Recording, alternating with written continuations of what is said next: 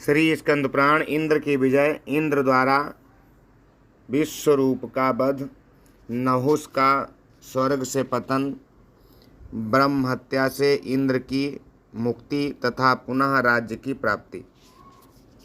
लोमस जी कहते हैं कि तदनंतर उस देवासुर संग्राम में इंद्र ने भी दैत्यों का बड़ा भयंकर संहार किया। उनका वह कृत्य अद्भुत था। उस समय अर्थशास्त्र का आश्रय लेकर शचीपति इंद्र दुर्जय दैत्यों के लिए कालरूप हो रहे थे। इस प्रकार असुर मारे जा रहे थे। उस समय इंद्र को रोकने के लिए भगवान नारद जी वहाँ पधारे और यूँ बोले, असुरों के मंडल में जो वीर योद्धा मारे गए हैं, उनके बाद अब तुम भयभीत सैनिकों की हत्या क्यों कर रहे हो? जो भयभीत होकर शरण में आ जाते हैं, ऐसे सैनिकों को जो लोग विजय मद से उन्मत्त होकर हत्या करते हैं, उन्हें महापातकी और ब्रह्मत्यारा समझना चाहिए। इसलिए तुम्हें मन से भी किसी भयभीत प्राणी की हिंसा नहीं करनी चाहिए। महात्मा नारद के यों कहने पर इंद्र देवसेना के साथ तत्काल स्वर्ग में चले गए। उस समय सब देवता परस्पर अधिक हर्ष प्रकट करने लगे। यक्ष, गंधर्व और किन्नरगण भी बड़े आनंदित हुए। श्रेष्ठ देवर्षियों और ब्रह्मर्षियों ने अमरावती के सिंहासन पर शचीपति इंद्र का अभिषेक किया। इंद्र भगवान शंकर के प्रसाद से विजयी हुए। उस समय देवलोक में बड़ा भारी उत्सव मनाया गया। शंख, पटह, मृदंग, ढोल, आनक, भेरी और दुंदुभी आदि बजने लगे। देवताओं द्वारा मारे गए दैत्य पृथ्वी पर पड़े थे। महात्मा राजा बलि आदि भी प्राण त्याग चुके थे। उस समय भृगवंशी शुक्राचार्य तपस्या करने के लिए अपने शिष्यों के साथ मानसोत्तर पर्वत पर गए थे, इसीलिए वे युद्ध में उपस्थित नहीं हो सके। उस युद्ध में जो दैत्य जीवित बच गए थे, वे शुक्राचार्य के पास गए। उन्होंने वो सारा वृत्तांत जो असुरों के संहार का कारण हुआ था विस्तार पूर्वक कह सुनाया। सुनकर भृगुनंदन शुक्र को देख और क्रोध भी हुआ। वे शिष्यों के साथ युद्धस्थल में आए और अपनी मृत संजीवनी विद्या के प्रभाव से उन्होंने मरे हुए असुरों को भी जीवित कर दिया। शुक्राचार्य की प्रेरणा से बलि आदि सब दैत्य पाताल में लौट आए और सुखपूर्वक रहने लगे। ऋषियों ने पूछा कि देवराज इंद्र ने गुरु के बिना ही कैसे राज्य प्राप्त किया, क्योंकि गुरु की अवहेलना से ही उन्हें अपना राज्य छोड़कर जाना पड़ा था। किसकी प्रेरणा से इंद्र चिरकाल तक राज सिंहासन पर बैठे रहे? ये सब बातें आप शीघ्र बताने की कृपा करें, हमें यह सुनने की बड़ी उत्सुकता है। लोमस जी बोले, गुरु बृहस्पति के बिना भी शचीपति इंद्र ने कुछ काल तक राज्य शासन किया। उस समय विश्वरूप जी इंद्र के पुरोहित हुए थे। विश्वरूप के 3 मस्तक थे। वे यज्ञ और पूजन में उचित भाग देकर देवताओं, असुरों और मनुष्यों को भी तृप्त करते थे। ये बात शचीपति इंद्र से छिपी न रह सकी। पुरोहित विश्वरूप जी देवताओं का भाग उच्च स्वर से बोल कर देते थे, दैत्यों को चुपचाप बिना बोले ही दे देते थे और मनुष्यों को मध्यम स्वर से मंत्र पढ़कर भाग समर्पित करते थे। ये उनका प्रतिदिन का कार्य था। एक दिन इंद्र को गुरु जी की फुर्ती देखकर इस बात का पता लग गया। तब उन्होंने छिपे छिपे ये जान लिया कि विश्वरूप जी क्या करना चाहते हैं। ये दैत्यों का कार्य सिद्ध करने के लिए उन्हें भाग अर्पण करते हैं, हमारे पुरोहित होकर दूसरों को फल देते हैं। यूँ समझकर इंद्र ने 100 पर्व वाले वज्र से विश्वरूप के मस्तक काट डाले। वज्र के आघात से तत्काल उनकी मृत्यु हो गई। इंद्र ब्रह्महत्या के अपराधी हुए, पर ब्रह्महत्या, मद्यपान, चोरी तथा गुरुपत्नी गमन आदि महापाप करने वाले पापियों के भी उद्धार का यही एक उपाय है कि वे भगवान विष्णु के नामों का कीर्तन करें, जिससे बुद्धि भगवानमयी हो जाती है। तदनंतर धुएं के समान रंग वाली तथा 3 मस्तकों वाली ब्रह्महत्या इंद्र को निगल जाने के लिए उनके पास आई। उसे देखकर इंद्र को बड़ा भय हुआ, अतः वे वहाँ से भाग गए। उन्हें भागते देख भयदायिनी ब्रह्महत्या उनका पीछा करने लगी। जब वे भागते तब वह भी पीछे पीछे दौड़ती और उनके खड़े होने पर खड़ी हो जाती। अपने शरीर की परछाई के समान वह इंद्र के पीछे भाग रही थी। जाते जाते सहसा वो इंद्र को लपेट लेने के लिए झपटी। इतने में ही इंद्र बड़ी फुर्ती के साथ पानी में कूद गए और वहीं गोता लगा गए, मानो वे चिरकाल में जल में ही निवास करने वाले कोई जलचर जीव हों। इस प्रकार उस जल में बड़े दुख से निवास करते हुए इंद्र के 300 दिव्य वर्ष पूरे हो गए। उस समय स्वर्गलोक में भयंकर अराजकता छा गई। देवता और तपस्वी ऋषि भी चिंतित हो उठे। तीनों लोग चिंतितग्रस्त हो गए। जिस राज्य में एक भी ब्रह्मत्यारा निर्भय होकर निवास करता है, वहाँ साधु पुरुषों की अकाल मृत्यु होती है। विप्रगण, जिस राज्य में पापात्मा राजा निवास करता है, वहाँ प्रजा के विनाश के लिए दुर्भिक्ष, मृत्यु, उपद्रव तथा और भी बहुत से अनर्थ उत्पन्न होते हैं। अतः राजा को श्रद्धापूर्वक धर्म का पालन करना चाहिए। राजा के पवित्र होने से ही उसकी प्रजा पवित्र रहकर स्थिरता प्राप्त करती है। इंद्र ने जो पाप किया था, उसके कारण संपूर्ण जगत नाना प्रकार के संतापों से पीड़ित और उपद्रवग्रस्त हो गया। शौनक ने पूछा कि सूत जी, इंद्र ने तो 100 अश्वमेध यज्ञों का अनुष्ठान करके देवताओं का विशाल राज्य प्राप्त किया है, फिर उसमें विघ्न क्यों उत्पन्न होता है? सूत जी बोले, देवताओं, दानवों और विशेषतः मनुष्यों के सुख और दुख का कारण कर्म ही है, इसमें संशय नहीं है। इंद्र ने बड़ा ही अद्भुत एवं घृणित कर्म किया है। उन्होंने गुरु की अवहेलना के साथ ही विश्वरूप का वध भी कर डाला। इतना ही नहीं, गुरु तुल्य महर्षि गौतम की पत्नी का भी उपभोग किया। इन्हीं सब बुरे कर्मों का फल देवराज इंद्र को प्राप्त हुआ, जिसे टालने का कोई उपाय नहीं था। जो पाप कर्म करने वाले मनुष्य उस पाप के लिए कोई प्रायश्चित नहीं करते, उनका वह पाप थोड़ा हो या अधिक, उससे एक दिन वे पीड़ित होते ही हैं। विप्रगण, यदि पाप बन जाए तो उसकी पूर्णता शांति के लिए तत्काल प्रायश्चित करना चाहिए। पापों का प्रायश्चित अनेक प्रकार का बतलाया गया है। उपपातक अधिक काल तक रह जाने या बार बार उसकी आवृत्ति होने पर महापातक के रूप में परिणित हो जाता है। जो मनुष्य सवेरे, दोपहर और शाम को सदा स्वधर्म पालन रूप तपस्या करते हैं, उनका पाप नष्ट हो जाता है तथा वे उत्तम लोक को प्राप्त करते हैं। इसलिए दुराचार परायण इंद्र को इस पाप कर्म का ही फल मिला है। विप्रगण, उस समय की परिस्थिति पर भली भांति विचार करके संपूर्ण लोकपाल एकत्र हो बृहस्पति के पास गए और अपना सब मनोगत विचार उन पर प्रकट किया। उन्होंने स्थिर चित्त होकर इंद्र की सब बातें गुरु बृहस्पति से कहे सुनाई।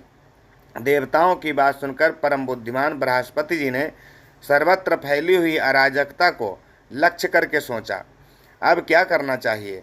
इस समय हमारा कर्तव्य क्या है? देवताओं का, पवित्रात्मा ऋषियों तथा संपूर्ण लोकों का कल्याण कैसे होगा?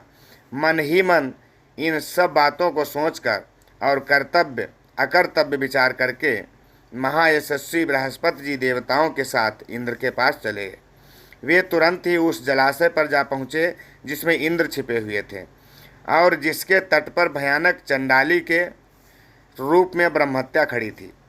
ये संपूर्ण देवता और महर्षि जलाशय के किनारे बैठ गए। गुरु बृहस्पति जी ने स्वयं ही इंद्र को पुकारा। उनकी आवाज़ सुनकर इंद्र उठकर खड़े हो गए। उस समय उन्हें अपने गुरु बृहस्पति जी का दर्शन हुआ। इंद्र के मुख पर आंसुओं की धारा बह चली। उन्होंने सामने खड़े हुए बृहस्पति जी को तथा वहां आए हुए संपूर्ण तपस्वी मुनियों को शीघ्रतापूर्वक प्रणाम किया। फिर दीन बदन हो अपने ही किए हुए अज्ञान सूचक महान कुकर्मों पर मन ही मन भली भांति विचार करके वे बोले, प्रभो, इस समय मेरे द्वारा पालन करने योग्य कौन सा कर्तव्य बताइए? उदार बुद्धि वाले भगवान बृहस्पति ने हंसकर उत्तर दिया, इंद्र, पहले तुमने जो कुछ किया था उसी कर्म का ये फल आज तुम्हें मिल रहा है। केवल भोग से ही इसका क्षय होगा। धर्मशास्त्रकारों ने ब्रह्म हत्या के लिए कोई प्रायश्चित नहीं देखा है। उनकी दृष्टि में ब्रह्म हत्या दूर करने के लिए कोई प्रायश्चित है ही नहीं। अनजान में जो पाप हो जाता है उसी के निवारण का उपाय धर्मशास्त्रज्ञ विद्वानों ने बताया है।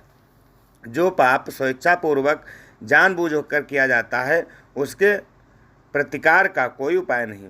इच्छापूर्वक जानबूझकर किया हुआ पाप अनिच्छा या अज्ञानपूर्वक किए हुए पाप की श्रेणी में नहीं आ सकता।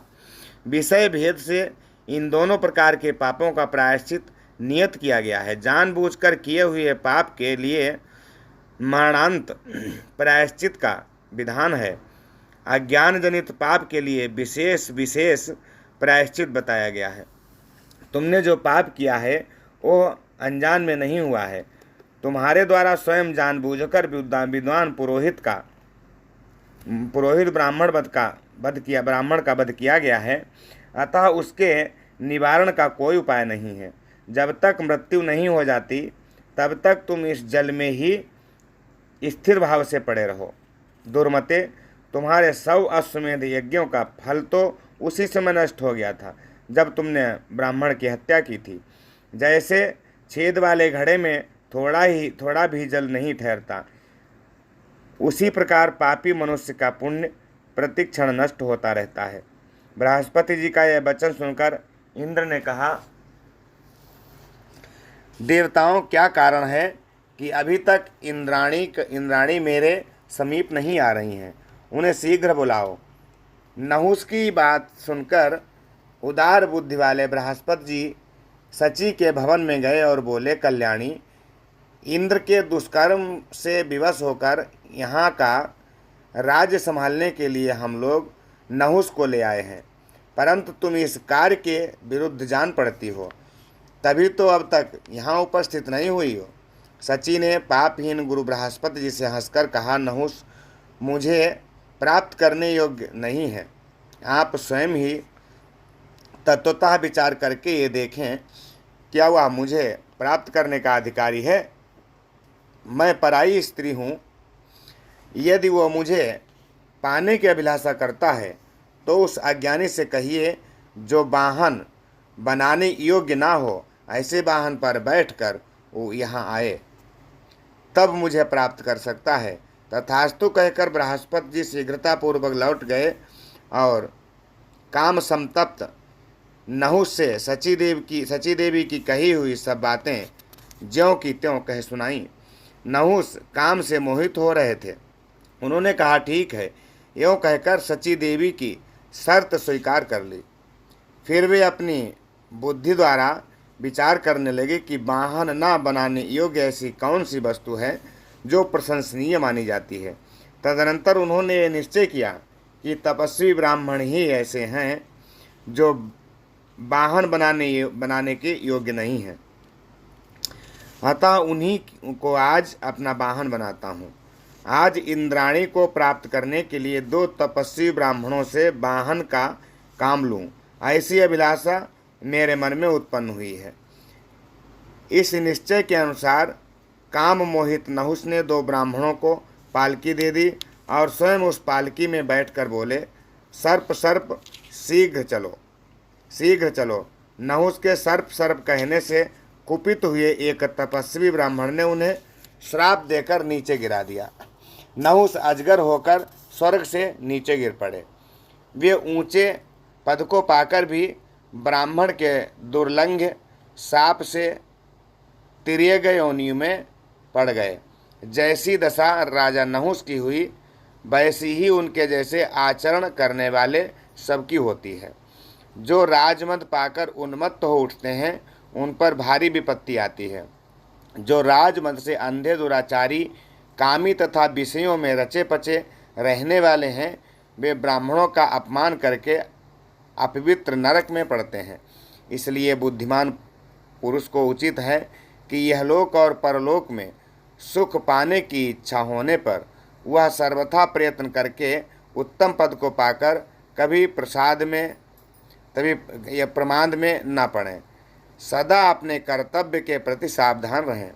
वैसा अनुचित कर्म करने के कारण ही राजा नहुस महाभयानक जंगल में सर्प हुए। ऐसी परिस्थिति उत्पन्न होने पर देवलोक में फिर अराजकता छा गई। सब देवता उस समय विस्मित चित्त होकर कहने लगे, अहो, इस राजा ने बड़ा भारी कष्ट पाया। इस दुरात्मा के लिए ना तो मृत्युलोक में स्थान रहा, न स्वर्गलोक में।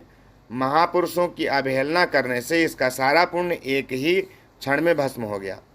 और पृथ्वी पर दूसरा कोई यज्ञ करता राजा नहीं दिखाई देता था जिसका इंद्र के सिंहासन पर अभिषेक किया जा सके। इसलिए सब देवता, ऋषि, नाग, गंधर्व, यक्ष, पक्षी, किन्नर, चारण, विद्याधर, असुरगण, अप्सराएं तथा मनुष्य चिंतित हो गए। तदनंतर सची देवी ने धर्म और धर्मयुक्त वाणी में कहा, गुरुदेव बृहस्पति तथा अन्य देवताओं, चिंता न करो। तुम सब लोगों को अब वहीं जाना चाहिए जहां हमारे स्वामी रहते हैं। इंद्राणी की बात सुनकर बृहस्पति जी देवताओं के साथ ब्रह्महत्या पीड़ित इंद्र के समीप गए। जलाशय के किनारे पहुंचकर देवताओं ने इंद्र को पुकारा। इंद्र ने जल में खड़े होकर देवताओं पर दृष्टिपात किया और कहा, अब तुम लोग यहाँ क्यों आए हो? मैं तो पाप से पीड़ित हूँ, ब्रह्महत्या में डूबा हुआ हूँ और यहाँ अकेले ही तपस्या करते हुए इस जल में निवास कर रहा हूँ। उनकी बात सुनकर देवता विह्वल हो गए और बोले, देवराज, विश्वकर्मा के पुत्र विश्वरूप ने ऐसा यज्ञ करना प्रारंभ किया था जिससे देवता और तपस्वी ऋषि विनाश को प्राप्त हो जाते। इस कारण परोपकार की दृष्टि से ही आपने उसका वध किया था। इसलिए हम सब लोग आपको अमरावती ले चलने के लिए आए हैं।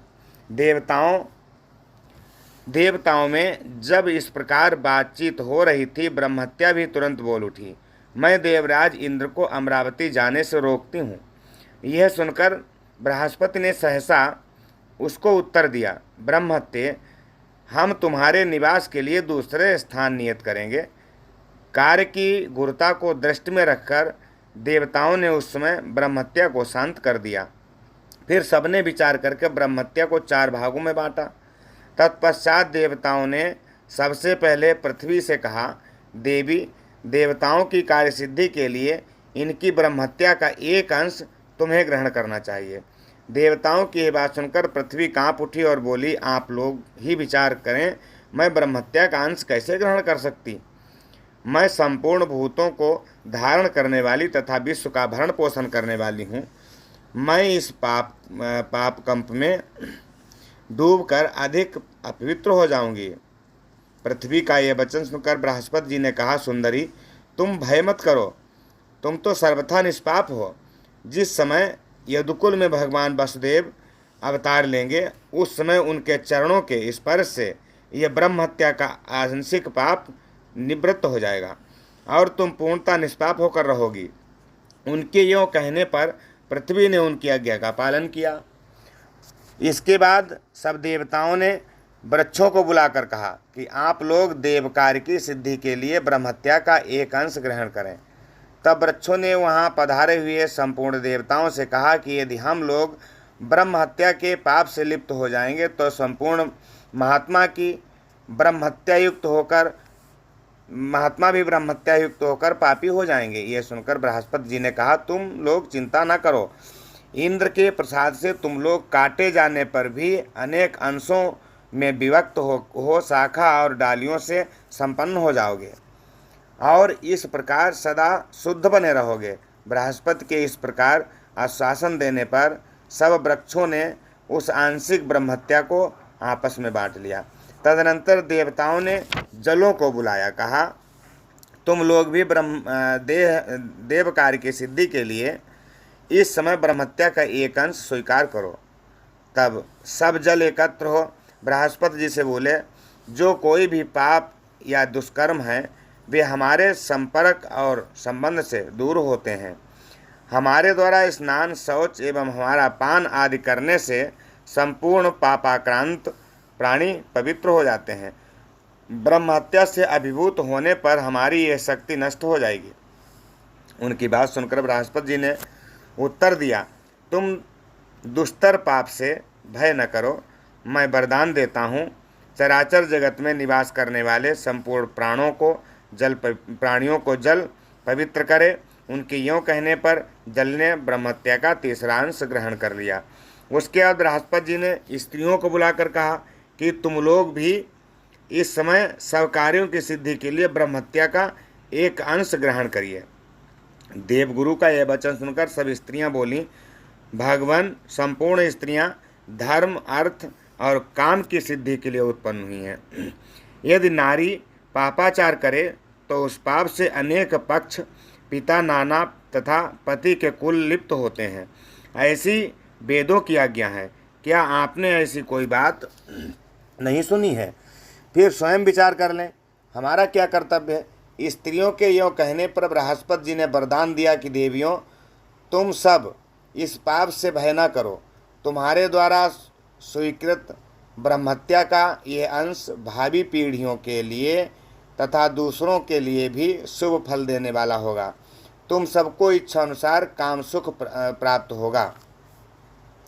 इस प्रकार देवताओं ने ब्रह्महत्या के 4 भाग किए और वे अंश तत्काल ही पूर्वोक्त समुदायों में स्थित हो गए। उस समय इंद्र का पाप सर्वथा नष्ट हो गया। अतः देवताओं और ऋषियों ने देवपुरी में सची सहित इंद्र का पुनः अभिषेक किया। महात्मा इंद्र संपूर्ण देवताओं, महानुभावों, मुनीश्वरों तथा सिद्धगणों के साथ पुनः लोकपाल पद पर प्रतिष्ठित हो गए। उस समय इंद्रलोक के संपूर्ण निवासियों के मन में महान उत्साह और अपार आनंद छा गया। बोलिए शंकर भगवान की।